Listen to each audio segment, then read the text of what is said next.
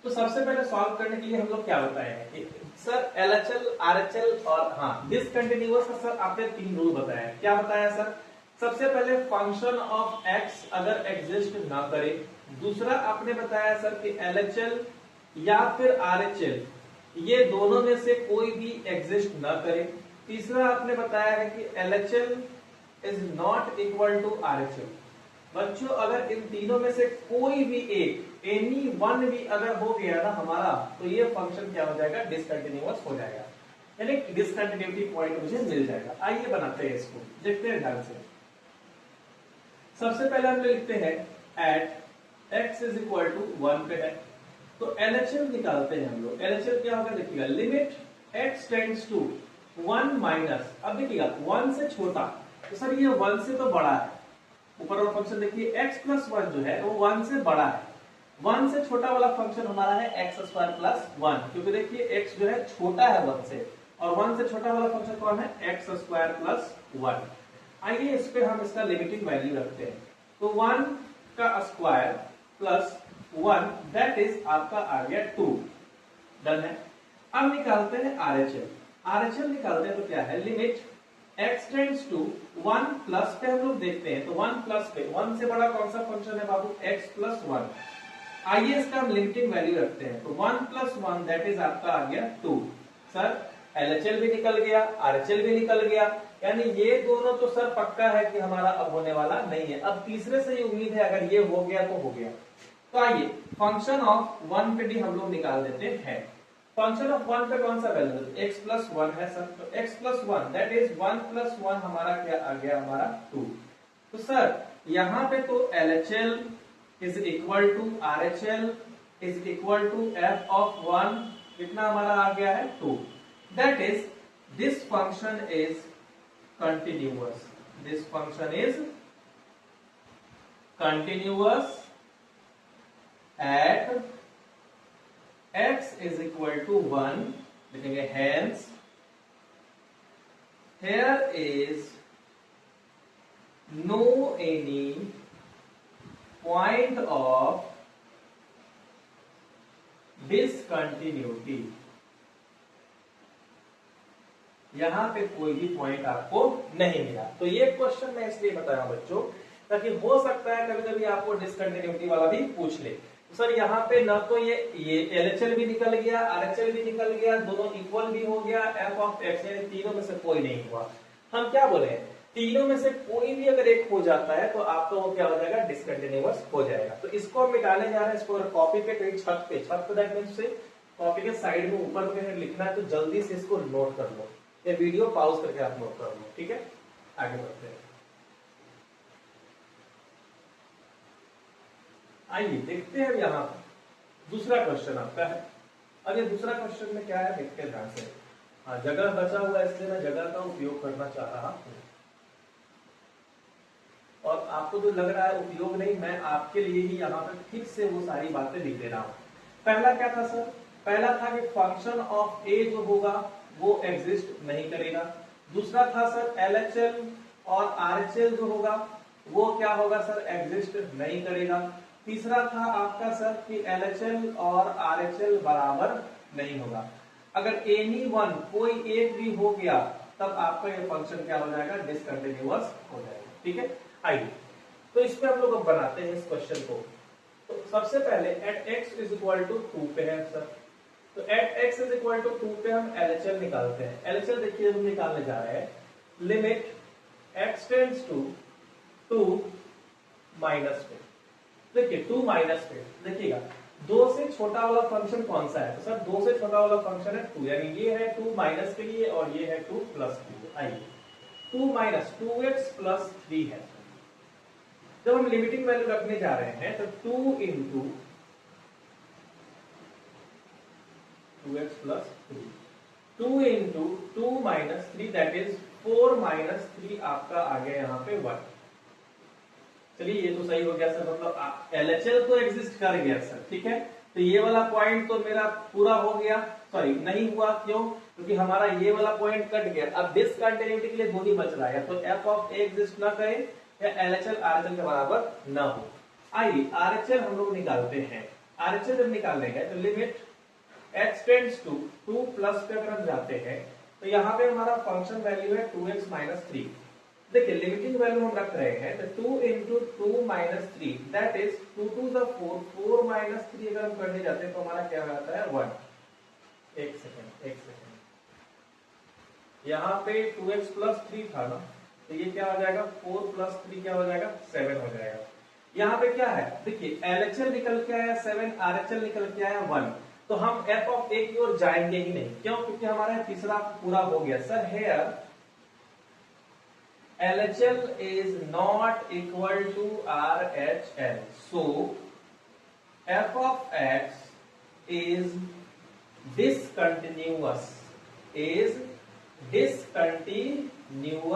function and the point of discontinuity is x is equal to 2। हमारा कौन सा discontinuity point मिल गया? हमारा x is equal to 2।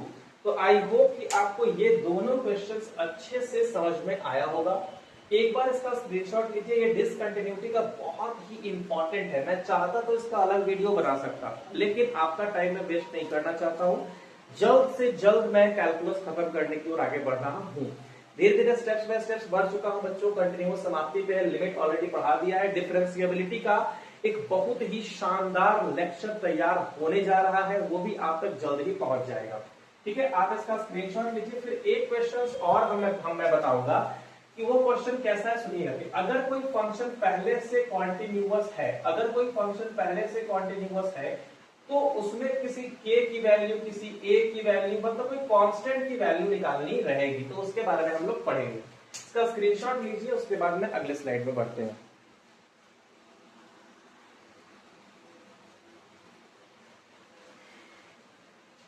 देखिएगा बच्चों ध्यान से, यहाँ पे एक क्वेश्चन हम लेकर के यहाँ पे आपके लिए आए हैं कि अगर कोई फंक्शन कंटिन्यूअस फंक्शन है अपने पॉइंट पे, तो जब वो कंटिन्यूअस है तो जाहिर सी बात है कि उसमें कोई दिक्कत नहीं आएगी। अब उसमें दिक्कत ये है कि हमको वैल्यू फाइंड करना है k की। ठीक है, तो इस तरह के प्रॉब्लम्स को हम कैसे बनाएंगे, आइए हम देखते हैं। तो सॉल्यूशन क्या है? Since f of x is a continuous function, ये हमारा पहले से ही दे रखा है। अब f of x मान लीजिए हमारा continuous फंक्शन है on या at x is equal to 5। ठीक है, अब x बराबर 5 पे ये continuous है। that means to say कि LHL at x is equal to 5 is equal to RHL at x is equal to 5 is equal to f of 5। कोई दिक्कत नहीं आएगी। चलिए यहाँ ठीक है सर, आइए। तो इसका मतलब सर LHL लिखते हैं हम लोग। तो limit x tends to 5 minus, अब 5 माइनस पे 5 से छोटा वाला फंक्शन बाबू ये है, यानी kx plus 1 is equal to limit x tends to 5 plus, और 5 प्लस पे कौन सा हमारा फंक्शन है 3x minus 5 is equal to f of 5। f of 5 पे कौन सा फंक्शन है हमारा, तो यहाँ पे है हमारा kx plus 1, kx plus 1। Done है, कोई दिक्कत नहीं है। चलिए आगे बढ़ते हैं। तो यहाँ पे देखते हैं हम लोग कि limit x tends to 5 minus, अब kx देखिएगा, जैसे ही हम लोग यहाँ लिमिटिंग वैल्यू रखने जाएंगे तो डायरेक्टली अब लिमिटिंग वैल्यू हम लोग रखते हैं, तो 5k प्लस 1 आ गया इज इक्वल टू, यहाँ 5 प्लस रखते हैं तो 3 इंटू 5 माइनस 5, दैट इज आपका यहाँ पे आ जाएगा 15 माइनस 5, दैट इज आपका 5 यहाँ आने वाला है, इज इक्वल टू, तो यहाँ पे हो गया 5k प्लस 1। आइए इसको थोड़ा और अच्छे से लिख देते हैं। 5k plus 1 is equal to, यहाँ देखिएगा 3 5 15, 15 माइनस 5 क्या हो गया हमारा 10। सिंस हमारा तीनों बराबर है तो हम कोई दो लेकर के यहाँ पे चलेंगे। Now 5k plus 1 is equal to 10, then k is equal to 10 minus 1/5 that is 9/5। k का वैल्यू हमें निकल करके आ गया। ठीक है, तो इसका स्क्रीनशॉट एक बार ले लीजिए, स्क्रीनशॉट ले लिए होंगे। ये क्वेश्चन ऐसा था बच्चों कि अगर मान लीजिए कोई फंक्शन सर कॉन्टिन्यूअस हो जाता है, ठीक है, तो उसमें अगर k की वैल्यू फाइंड करने को कही जाती है तो ऐसा होता है। तो अब तक 2 लेक्चर्स हुए हैं। कितने लेक्चर्स हुए हैं? 2 लेक्चर्स। और इन दोनों लेक्चर्स में हम लोग अच्छे प्रकार से ये जान चुके हैं कि दोनों लेक्चर्स में आपका कॉन्टिन्यूटी का बेसिक, पहले लेक्चर में कॉन्टिन्यूटी का बेसिक हो गया है, दूसरे लेक्चर यानी इस लेक्चर में हल्का लंबा लेक्चर हो गया है, लेकिन आपका कंटिन्यूअस पूरा एक तरह से खत्म हो गया है। ठीक है, तो अभी तक हम जैसे ही कैलकुलस स्टार्ट, और मेरे शॉर्ट्स वीडियोस आप तक पहुंचे होंगे, शॉर्ट्स में मैंने काफी अच्छे से बताया था कि सबसे पहले हम लोग क्या कर लिए थे। तो सबसे पहले हम लोग रिलेशन और फंक्शन हम लोग यहाँ पे कंप्लीट कर चुके हैं, उसका वीडियोस ऑलरेडी पड़ा हुआ है। एक बार मैं फिर से यहाँ पे आपको डिस्क्राइब कर देता हूँ और आपको रोड मैप मैं बता देता हूँ कैसे कैसे सब कुछ होने वाला है। ठीक है, उस रोड मैप के थ्रू हम लोग ये जान लेंगे कि और आगे हम क्या क्या वीडियोस में पढ़ने वाले हैं, किस किस प्रकार से आगे बढ़ेंगे। देखिए बच्चों, जो आपका कॉपी किताब वाला क्वेश्चन, जो आपका बुक वाला क्वेश्चन है, वो क्वेश्चन आप ऑलरेडी चलने दीजिए। अगर आप कहीं पे पढ़ते हैं, ठीक है, तो आप कहीं ट्यूशन लेते हैं या ऑनलाइन कर रहे हैं या खुद से कर रहे हैं, तो एक बार इस कॉन्सेप्ट वाले वीडियो को जरूर देखिएगा। ठीक है, आपको बहुत क्लैरिटी मिलेगा। बच्चा अभी तक हम लोग रिलेशन फंक्शन हम लोग कर चुके हैं। ठीक है, इसकी वीडियो ऑलरेडी पड़ी हुई है, रिलेशन प्लस फंक्शन ऑलरेडी मैंने पढ़ा दिया। इसके बाद अलजेब्रा की मैं बात करूं तो मैट्रिसेस और डिटरमिनेंट भी मैंने पढ़ा दिया, बहुत ही अच्छे प्रकार से। जहां पे आप फंस जाते हैं वो भी पढ़ा दिया। एक लेक्चर वन शॉट का होगा जिसका नाम है एडजॉइंट और एंड इनवर्स ऑफ मैट्रिक्स। तो ये भी आप वीडियो जाकर के देखिए अच्छे प्रकार से कि वहां पे क्या हुआ है और क्या कैसे बताया गया है। तीसरा यहाँ पे मैंने आपको करता हूँ, ये आपका अलजेब्रा हो गया, ये अलग हो गया रिलेशन फंक्शन। तीसरा, अब जैसे ही कैलकुलस शुरू हुआ है तो वो कैलकुलस 44 मार्क्स का होता है, हम सभी लोग जानते हैं। और इस 44 मार्क्स में हम पहले, आपका है तो कंटिन्यूटी, लेकिन कंटिन्यूटी अब खत्म हो चुका है इस वीडियो के साथ, और इससे पहले हम आपको लिमिट पढ़ा चुके हैं। ठीक है, लिमिट से पहले ही आपका एक अच्छा सा वीडियो एल हॉस्पिटल रूल, लैपेटल रूल भी आपका आया होगा। ठीक है, लैपेटल रूल भी आप लोग जरूर से जरूर देख लीजिएगा। एल हॉस्पिटल रूल इसे कहते हैं, काफी इंपॉर्टेंट है, काफी शॉर्ट वीडियो इसकी मैंने बनाई है। आप जाइए और जाकर के एल हॉस्पिटल रूल भी जरूर समझिए, क्योंकि ये एक ऐसा चीज है जो आपको लिमिट को यूं से यूं खत्म कर सकता है, कोई दिक्कत आपको नहीं होगा। क्वांटिन्यूटी समझ लेने के बाद आपका अगला नंबर आता है डिफरेंशिएबिलिटी का। किसका आता है बच्चों? डिफरेंशिएबिलिटी का। इसका भी कंसेप्ट बहुत ही तगड़ा तैयार हो चुका है, बहुत ही एकदम शानदार, जो आप तक जल्द से जल्द पहुंच जाएगा। आफ्टर दैट हम लोग फिर डेरिवेटिव्स की बात करेंगे, डिफरेंशिएशन की बात करेंगे, रॉलेस थ्योरम, सब कुछ धीरे धीरे हम लोग पढ़ेंगे। मेरे साथ ऐसे ही आप बने रहिए, और अगर कोई दोस्त लोग आपके देखते हैं ये वीडियो तो उन्हें जरूर से जरूर इस वीडियो को शेयर करिए ताकि उन लोगों तक पहुंचे। और कंसेप्ट के मामले में जितना बेहतर मुझसे हो पाएगा उतना बेहतर मैं ट्राई कर रहा हूं आप लोगों को बेस्ट से बेस्ट कंसेप्ट देने की। ठीक है बच्चों, आप लोग को ऐसा लगता है ना यहाँ पे मुझे 30 मिनट्स पढ़ाने के लिए मुझे 2 से 3 घंटे का मेहनत करना पड़ता है।